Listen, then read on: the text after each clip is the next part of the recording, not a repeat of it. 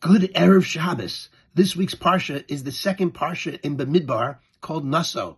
It includes at the beginning, I wouldn't call it a story, but a description of the counting of the Levites and the three families that there were and their jobs. Kahat, Gershon, and Merari.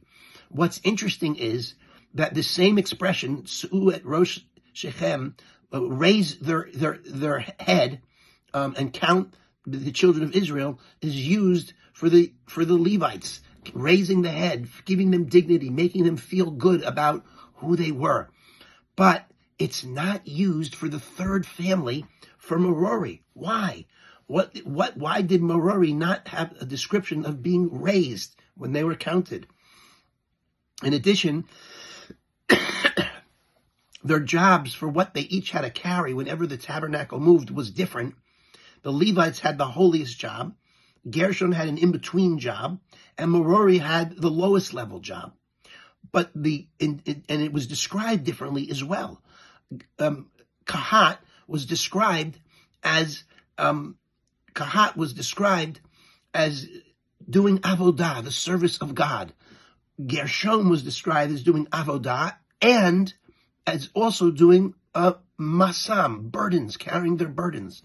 But Merari was only described as carrying their burdens. And the final interesting thing is Merari's name is a little surprisingly similar. It's got the same grammatical root as maror. Maror means the bitter herb that we eat on Pesach. What is the meaning of this?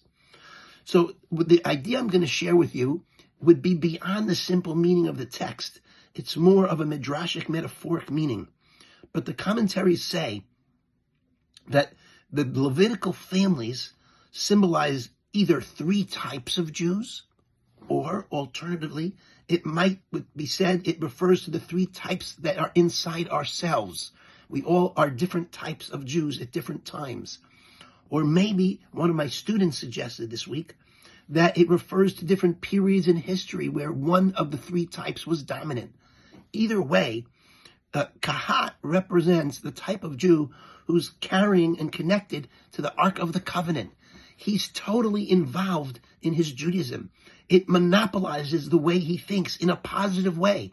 He's always connected to his Judaism and to God and to others through his religion. He learns Torah frequently, if not practically with all his free time. He's a tremendously pious Jew in the best possible way. Then there's Gershon. He's the middleman, pun intended.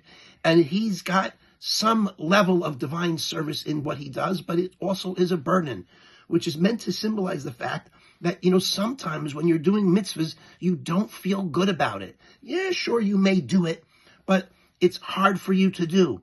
And both these groups had their heads raised by Moses. They were given dignity. One, because they were, so to speak, practically perfect, and the other because he was struggling to be perfect all the time, but sometimes he had the wrong attitude about the commandments. But Merari, which means bitter, you guessed it, he was bitter about his position, so to speak. I don't mean him personally or those people personally, but the model of what that represents. Merari represents a bitterness about one's Judaism. It's always seen as a pain, always seen as difficult, not pleasant.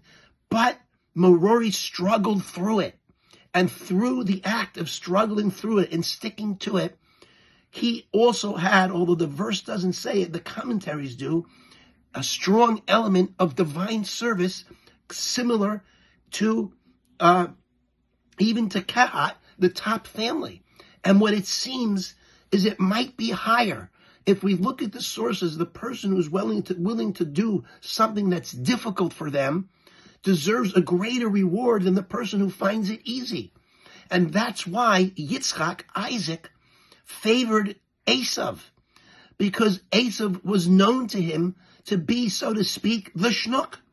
And he was hoping he would change his ways and travel a far distance for the sake of God. The only mistake that Isaac made wasn't the philosophy of traveling a further distance makes you greater, was he didn't realize that Esav was not capable of being different. But for all of us, when we fall down, we have to always keep doing every mitzvah we can, not give up, stick with it. And when we stick with it, we'll be higher than the person who seems good all the time. Dealing with your troubles and your crisis is the best service of God that there is. Have a good Shabbos.